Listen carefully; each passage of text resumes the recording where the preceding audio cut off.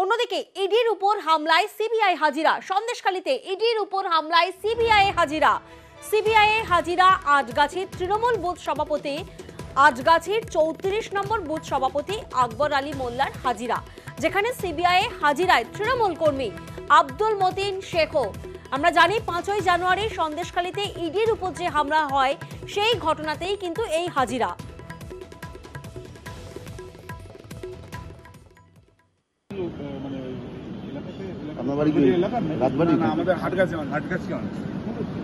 আপনাকে ডেকেছে তো? হাটগাছি এটা কোথায়? ওই 7জনের বাড়ির সামনে। হ্যাঁ, এই 7জনকে ধরে তো তাদের কারো বাড়ির সামনে? না না না না না না, মেজার নাজার থানা, শেখপাড়া গ্রাম, নলপাড়া শেখপাড়া। ও নাজার 7জন আদৌ ছিল ওই দিন? কোন 7? এই 7জনকে সুগম না না না জানি না, ওদেরকে আমরা জানি না, আমরা সম্বন্ধে থাকি। আপনি সেদিন কোথায় ছিলেন? বাড়িতে। এর আগে ছিলেন নাকি এখানে? আপনাকে তারা ডাকলো কেন? উনি বাড়ি ডাকলো কিছু বুঝতে পারছি না। আজকে আসতে বলেছে।